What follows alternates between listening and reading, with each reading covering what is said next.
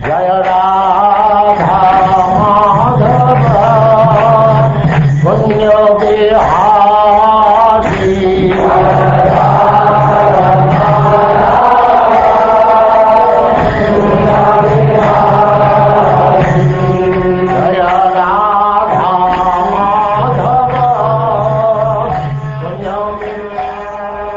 And now chapter 31, the Gopis' Songs of Separation.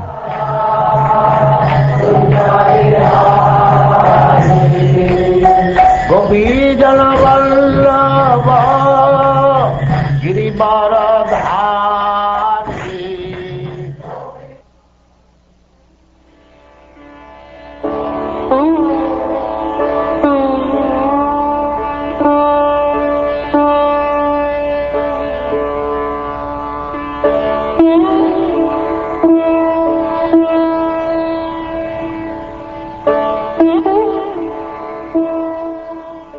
The Gopis said, O beloved, your birth in the land of Braja has made it exceedingly glorious, and thus Indira, the goddess of fortune, always resides here. It is only for your sake that we, your devoted servants, maintain our lives. We have been searching everywhere for you, so please show yourself to us.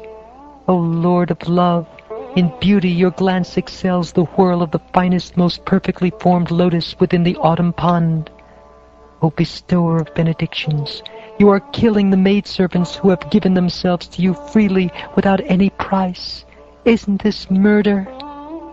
O greatest of personalities, you have repeatedly saved us from all kinds of danger, from poisoned water, from the terrible man-eater Agha, from the great rains, from the wind demon, from the fiery thunderbolt of Indra, from the bull demon, and from the son of Mayadanava.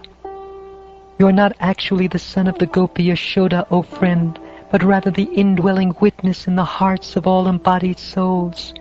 Because Lord Brahma prayed for you to come and protect the universe, you have now appeared in the Satvata dynasty. O best of the Vrishnis, your lotus-like hand, which holds the hand of the goddess of fortune, grants fearlessness to those who approach your feet out of fear of material existence. O lover, please place that wish-fulfilling lotus hand on our heads. O you who destroy the suffering of Braja's people, O hero of all women, your smile shatters the false pride of your devotees. Please, dear friend, accept us as your maidservants and show us your beautiful lotus face.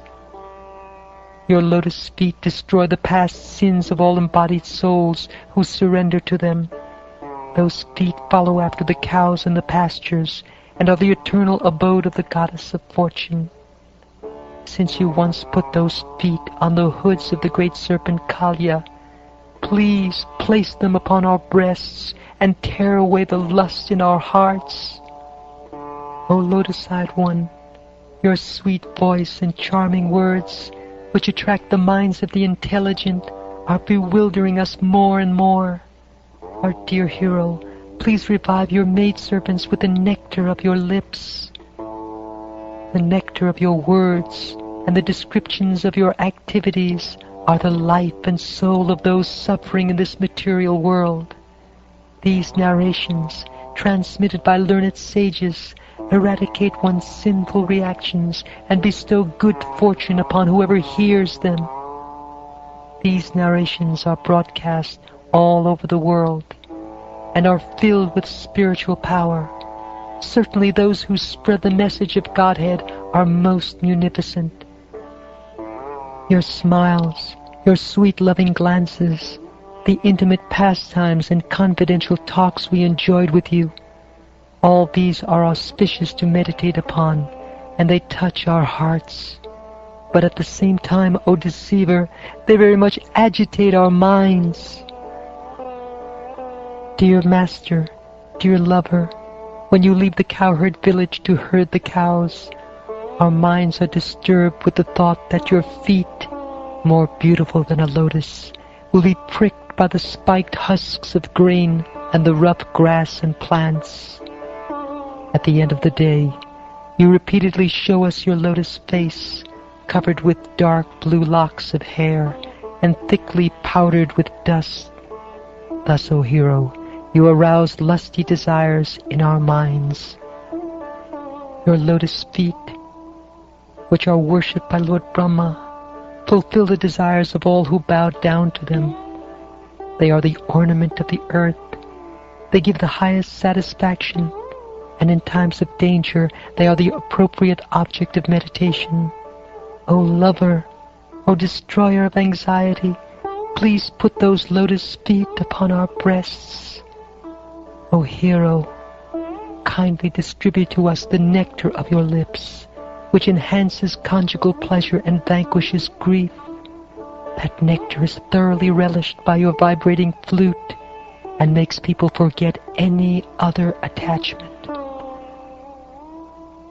When you go off to the forest during the day, a tiny fraction of a second becomes like a millennium for us, because we cannot see you.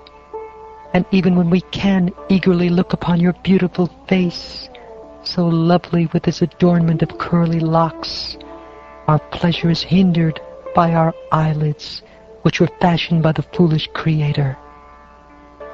Dear Achyuta, you know very well why we have come here.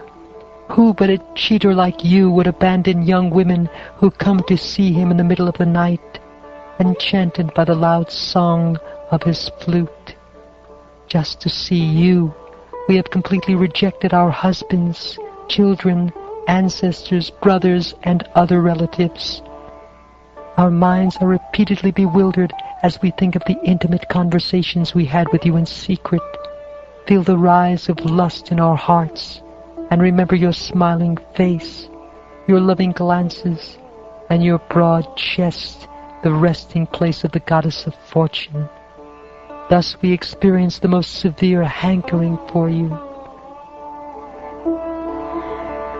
O beloved, your all-auspicious appearance vanquishes the distress of those living in precious forests. Our minds long for your association. Please give to us just a bit of that medicine which counteracts the disease in your devotees' hearts. Oh, dearly beloved, your lotus feet are so soft that we place them gently on our breasts, fearing that your feet will be hurt. Our life rests only in you. Our minds, therefore, are filled with anxiety that your tender feet might be wounded by pebbles as you roam about on the forest path.